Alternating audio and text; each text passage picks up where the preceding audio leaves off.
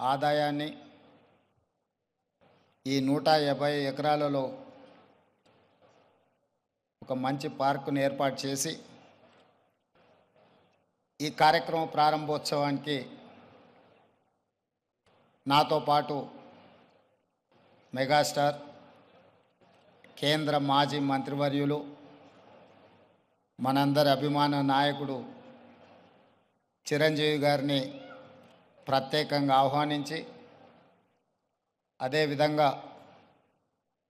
తెలంగాణ మంత్రివర్యులు జూపల్లి కృష్ణారావు గారిని అదేవిధంగా చీఫ్ విప్ శాసనమండలి పట్నం మహేందర్ రెడ్డి గారిని లోక్సభ సభ్యులు మిత్రుడు సీఎం రమేష్ గారిని రాజ్యసభ సభ్యులు అనిల్ కుమార్ యాదవ్ గారిని శాసనసభ్యులు మల్రెడ్డి రంగారెడ్డి గారిని స్థానిక శాసనసభ్యులు కాలే యాదయ్య గారిని ఇతర రంగారెడ్డి జిల్లా నాయకులందరినీ ఆహ్వానించి ఒక మంచి కార్యక్రమాన్ని ఏర్పాటు చేయడం జరిగింది. వాస్తవంగా మా ప్రభుత్వం ఏర్పడిన తర్వాత అధికారులతో మంత్రులతో చర్చించి తెలంగాణ రాష్ట్రం ఐటీ ఫార్మా రంగాలలో రాణించడం, ఇన్ఫ్రాస్ట్రక్చర్ రంగాలలో దేశంలోనే ప్రముఖ సంస్థలు తెలంగాణ రాష్ట్రం నుంచి ఈరోజు నిర్మాణ రంగంలో రాణించినాయి. ఇక తెలంగాణ రాష్ట్రానికి కావలసింది temple tourism, health tourism, eco tourism. ఒక రాష్ట్రం యొక్క ఆదాయం పెరగాలి, ఒక రాష్ట్రానికి గుర్తింపు రావాలి అని అంటే పరిశ్రమలు, పెట్టుబడులే కాదు, ఆ రాష్ట్రంలో ఉన్న టెంపుల్ టూరిజం, ఎకో టూరిజమే ఆ రాష్ట్రం యొక్క ఆదాయాన్ని పెంచడమే కాకుండా రాష్ట్రం యొక్క గుర్తింపు గౌరవాన్ని కూడా పెంచుతుంది. ఈరోజు మనకు సంబంధించిన మిత్రులు కావచ్చు, బంధువులు కావచ్చు, చాలామంది వాళ్ళ పిల్లల పెళ్ళిళ్ళు చేయాలన్నా, శుభ కార్యక్రమాలు ఏమైనా చేయాలి అని అంటే మన ప్రాంతం కాకుండా రాజస్థాన్కో లేకపోతే ఇతర దేశాల్లోకి వెళ్ళి అక్కడ కార్యక్రమాలు చేసుకుంటున్నారు. దానికి ప్రధానమైన కారణం ఆ ప్రాంతంలో ఉండే టెంపుల్ టూరిజం, అదేవిధంగా ఎకో టూరిజం. వీటితో పాటు ఎవరిని కదిలించినా మన వాళ్ళని బెంగళూరు జిందాల్లో జాయిన్ అయినని కొంతకాలము అని చెప్పి చెప్తూ ఉంటారు. మనం ఈరోజు మందిరాలను దర్శించుకోవాలంటే తమిళనాడుకో ఇతర రాష్ట్రాలకో వెళ్తున్నాం. ఫారెస్ట్లో ప్రకృతి సహజ వనరులను చూడాలి అంటే మధ్యప్రదేశో లేకపోతే ఇతర రాష్ట్రాలకు వెళ్తున్నాం. అదేవిధంగా హెల్త్ టూరిజం విషయంలో కూడా మనం ఎక్కడెక్కడికో వెళ్ళాల్సిన పరిస్థితి. కానీ అన్ని సహజ వనరులు ఉన్న తెలంగాణ రాష్ట్రంలో ఇప్పటి వరకు ప్రభుత్వాల దృష్టి ఈ హెల్త్ టూరిజం మీద, ఎకో టూరిజం మీద, టెంపుల్ టూరిజం మీద ఫోకస్ లేకపోవడం వల్ల అద్భుతమైన ఆలయాలు ఉన్న తెలంగాణ రాష్ట్రం, అది 1000 స్తంభాల గుడి కావచ్చు, యునెస్కో గుర్తింపు పొందిన రామప్ప మందిరం కావచ్చు, లేకపోతే శ్రీశైలం కావచ్చు, రాజన్న వేములవాడ రాజన్న మందిరం కావచ్చు, ఇట్లాంటి చాలా మందిరాలు, ప్రపంచ ప్రఖ్యాతిగాంచిన మందిరాలు మన దగ్గర ఉన్నాయి.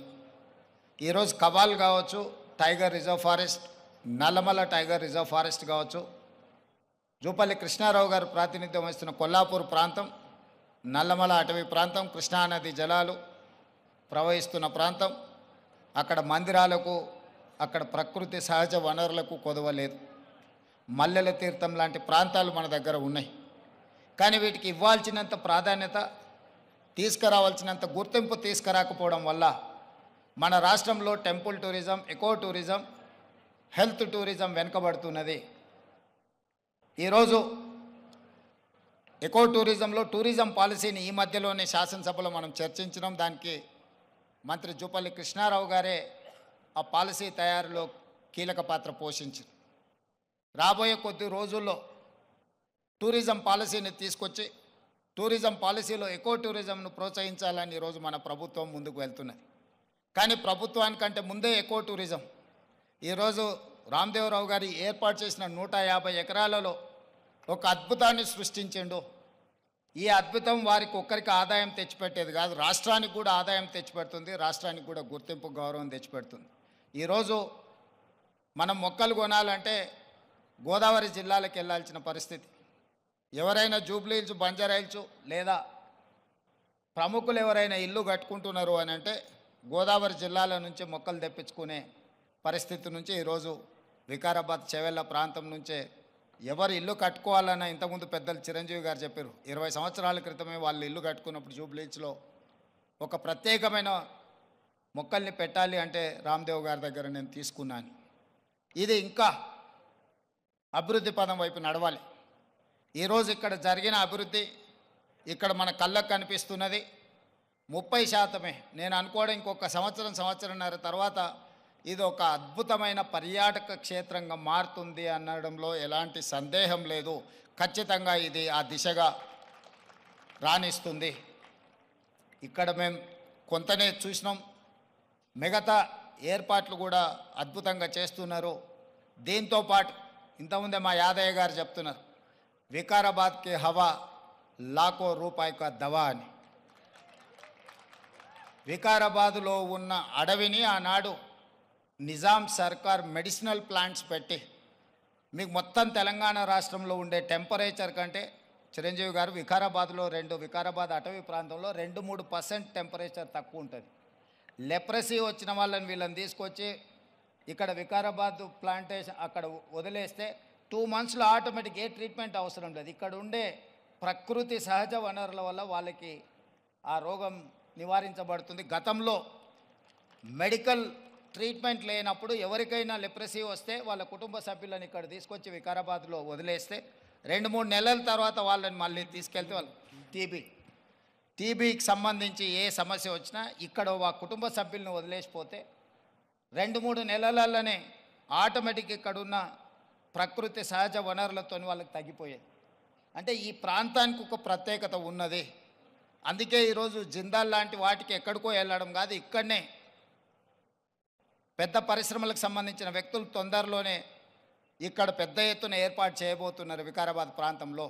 మొన్ననే దావోస్లో అగ్రిమెంట్ చేయడం జరిగింది. తొందరలో వికారాబాద్ ప్రాంతాన్ని ఎకో టూరిజంలో పూర్తి స్థాయిలో అభివృద్ధి చెయ్యాలని ప్రభుత్వం ఏదైతే అనుకుంటుందో ఒక అడుగు ముందు ప్రభుత్వానికంటే రామ్దేవ్ గారు వేసి ఇంత మంచి వ్యవస్థని ఇక్కడ ఏర్పాటు చేసిండు. తొందరలో ఈ ప్రాంతం యొక్క అభివృద్ధికి ఇది ఒక ప్రాతిపదిక అవుతుంది. అందుకే ఈరోజు ఈ నిర్వాహకులను రామ్దేవ్ గారిని మనస్ఫూర్తిగా తెలంగాణ రాష్ట్ర ప్రభుత్వం అభినందిస్తుంది. ఇంకా రావాలి ఇట్లాంటి పర్యాటక క్షేత్రాలు. ఇదొక వ్యాపార కేంద్రంగా కాకుండా పర్యాటక క్షేత్రంగా కూడా రాణిస్తుంది అనడంలో ఎలాంటి సందేహం లేదు. ఈరోజు నాతో పాటు చిరంజీవి గారు, సీఎం రమేష్ గారు, మా మంత్రులు, శాసనమండలి సభ్యులు, శాసనసభ్యులు అందరు రావడం, ఇట్లా కార్యక్రమం రోజువారీగా ఎన్నో రాజకీయ కార్యక్రమాలలో పాల్గొంటుంటాం. కానీ ఈ కార్యక్రమంలో పాల్గొనడానికి ఒక ప్రత్యేకత ఉన్నది. ఈ ప్రత్యేకత రాష్ట్రం యొక్క ఆలోచనకు అనుగుణంగా ఉన్నది. ఈరోజు రాష్ట్ర ప్రభుత్వం ఏదైతే ఎకో టూరిజం పాలసీలో ఇలాంటి పార్కులు మేము డెవలప్ చేయాలనుకుంటున్నామో రాబోయే రోజుల్లో ఖాళీ వరి పండించడమే కాదు, ఇతర కమర్షియల్ క్రాప్స్ వైపు ఈరోజు ప్రకృతి వనాలను పెంచడానికి కూడా రైతులను ప్రోత్సహించడానికి ప్రభుత్వం వైపు నుంచి ప్రణాళికలు ఉన్నాయి. వాళ్ళందరికీ కూడా ఇలాంటి వ్యాపార కేంద్రాలు ఉంటే రైతులు పెంచే మొక్కల్ని కొనుగోలు చేయడానికి అవకాశం ఉంటుంది. 1 కోటి మొక్కల్ని తెలంగాణ రాష్ట్ర ప్రభుత్వం పెట్టాలంటే ఎక్కడో ఒకడ గ్రామాల దగ్గర ఆ మొక్కలను పెంపడానికి క్షేత్రాలు ఇస్తున్నాం. కానీ 6 నెలలు సంవత్సరమే పెంచితే అవి మేము నాటినప్పుడు 20-30% కంటే ఎక్కువ బ్రతకడం లేదు. అందుకే రాబోయే రోజుల్లో మా మంత్రి గారికి సూచన చేస్తున్నా, అదేవిధంగా ఫారెస్ట్ మినిస్టర్ గారికి కూడా నేను ఆదేశాలు ఇస్తా. 2-3 సంవత్సరాలు పెంచిన మొక్కల్ని తీసుకెళ్ళి నాటితే మొక్కలు బతకడానికి ఎక్కువ అవకాశం ఉంటుంది. కానీ మరి రైతు 2-3 సంవత్సరాల ఆదాయం లేకుండా ఉండాలి అని అంటే రైతు బ్రతకం కూడా కష్టమవుతుంది. అందుకే దానికి తగ్గట్టుగా ధర చెల్లించి రాష్ట్ర ప్రభుత్వమే కొనుగోలు చేసి రాష్ట్ర ప్రభుత్వం నాటే హరితహారం మొక్కల్ని 3 సంవత్సరాలు 4 సంవత్సరాలు పెంచిన పెద్ద మొక్కల్ని నాటితే అది ఒక్క సీజన్లో మనం కాపాడుకోగలిగితే చాలు, అది తప్పకుండా చెట్టుగా వృక్షంగా మారే అవకాశం ఉంటుంది. అందుకే రాబోయే రోజుల్లో ప్రభుత్వం యొక్క విధి విధానాలను చర్చించుకొని వాటిని సవరించుకొని తెలంగాణ రాష్ట్రాన్ని ఒక ప్రకృతి వనంగా మార్చాలని. అక్కడ రామయ్య గారు ఉన్నారు, ఒక సామాన్యమైన రైతు. మీరందరూ వారు ఎవరో అనుకోవచ్చు. రామయ్య గారు ఆయన ఒక వ్యవసాయ కుటుంబం నుంచి వచ్చి మొక్కలు నాటే కార్యక్రమంలో భారత ప్రభుత్వం వారికి పద్మశ్రీ అవార్డు ఇచ్చింది. చిరంజీవి గారు రాణిస్తే చిరంజీవి గారికి పద్మభూషణ్ ఏ విధంగా ఒక రంగంలో రాణిస్తే ఇచ్చిండ్రో, ఒక రైతుకు కూడా మొక్కలు నాటడంలో రాణించినందుకు రామయ్య గారికి ఆ గుర్తింపు వచ్చింది. ఖమ్మం జిల్లాలో ఒక మారుమూల ప్రాంతంలో ఉండే ఒక వ్యవసాయ రైతు మొక్కలు నాటడం వల్ల పద్మశ్రీని సాధించిండు. అంటే ఒక కమిట్మెంట్, డెడికేషన్ ఉంటే ఈ ప్రభుత్వాలు గుర్తిస్తాయి, ప్రోత్సహిస్తాయి. రామయ్య గారు లాంటి వాళ్ళని మనం ఆదర్శంగా తీసుకోవాలి. అందుకే ఈ మధ్యకాలంలో కేంద్ర ప్రభుత్వాన్ని కలిసినప్పుడు మాకే నాంపే ఎక్ పేట్ అంటే తల్లి పేరు మీద విద్యార్థులందరూ ఒక మొక్కను నాటి దాన్ని సంరక్షించాలనే ఒక విధానాన్ని ముందుకు తీసుకొస్తున్నాము. ప్రతి విద్యార్థి తమ కన్న తల్లి పేరు మీద ఒక మొక్క నాటి ఆ స్కూల్లో ఆ మొక్కను కాపాడితే కొన్ని లక్షలాది కోట్లాది మొక్కల్ని ప్రతి సంవత్సరం మనం పెంచుకుంటూ పోవచ్చు.